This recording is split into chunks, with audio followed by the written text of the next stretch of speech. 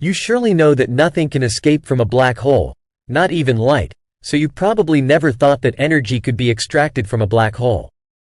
Yet, in 1969, physicist Roger Penrose proposed a way in which this could happen. The ingredients were a rotating black hole and a sufficiently advanced civilization capable of transporting masses near the black hole in a controlled manner, according to a precise process, in exchange for a great amount of energy. The physical process imagined by Penrose today bears his name.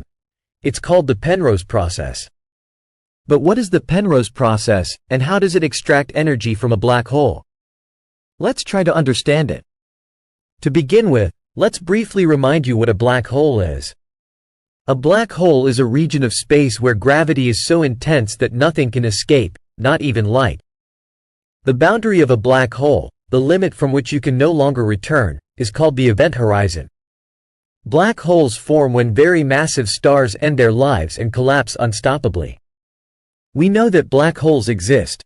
We have plenty of evidence, including images in recent years showing us the shadow of a black hole surrounded by glowing matter spinning at incredibly high speeds before disappearing into the event horizon.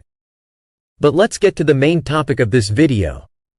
The process named after Sir Roger Penrose, a great physicist and one of the foremost experts on black holes, who was awarded the Nobel Prize in Physics in 2020 for demonstrating that the formation of black holes is an inevitable consequence of Einstein's general theory of relativity.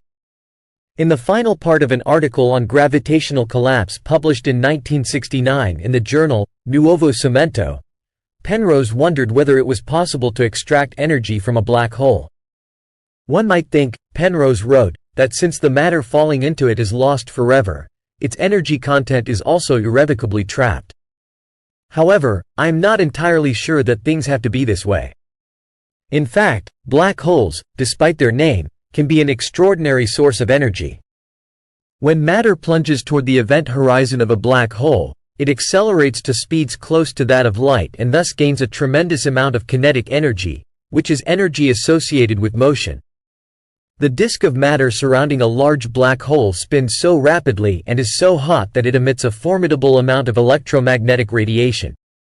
Naturally, when matter crosses the event horizon of a black hole, its kinetic energy cannot be recovered. But in his article, Penrose proposed a thought experiment, imagining a technologically advanced civilization that had built a stable structure around a rotating black hole and could lower masses in a controlled way towards the so-called ergosphere. The ergosphere is a region that lies just outside the event horizon of a rotating black hole. In the ergosphere, space is dragged by the rotation of a black hole, somewhat like a whirlpool of water falling down a drain. The rotation of the ergosphere is so rapid that nothing inside it can move in the opposite direction, not even light. Essentially, whatever you do, you are dragged by this gigantic rotation. Unlike the event horizon, the ergosphere is not a point of no return. Once you cross its surface, you can still return if you move away fast enough in a radial direction, i.e., away from the center of the black hole. However, just as it is impossible to avoid falling toward the center of the black hole if you enter the event horizon, being inside the ergosphere makes it impossible to avoid rotating in the same direction as the black hole.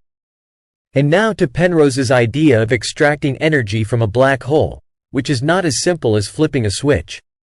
It requires extraordinary technological capability and, above all, access to a rotating black hole. You have to lower a mass into the ergosphere, ensuring it doesn't enter the event horizon, and the rotation of the black hole and space in the ergosphere will transfer rotational energy to the mass. But how do you recover this energy? The key point is that, once inside the ergosphere, you can still get out.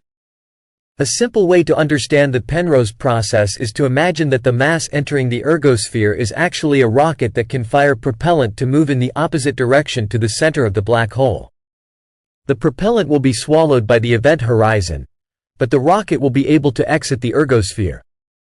With this trick, the rocket can exploit the rapid rotation of the ergosphere to exit with more energy than it had when it entered. Where does the extra energy come from? It is taken from the rotation of the black hole. Essentially, the black hole's rotation is imperceptibly slowed down, and the spacecraft can steal this energy. In short, it's a bit like jumping off a carousel. In reality, you don't even need a rocket. The process works in exactly the same way. For example, if a mass entering the ergosphere fragments into two pieces, and one piece falls into the event horizon while the remaining piece escapes the ergosphere, the result is the same. The final energy will be greater than the initial energy. The efficiency of this process in converting mass into energy is enormous, between 20% and 29%. For reference, the conversion of mass into energy in nuclear fusion reactions that power stars is less than 1%. Naturally, Penrose commented, "This is certainly not a practical method, but the important thing is to discover what can and cannot be done in principle, because this may have some indirect relevance to astrophysical situations." Indeed, the idea of approaching a black hole to steal some of its energy is currently completely science fiction, but the Penrose process is of theoretical interest not so much as an energy production mechanism for technologically advanced civilizations, but because it allows us to better understand the physics of black holes. A slightly more sophisticated variant of the Penrose process involves using light instead of matter.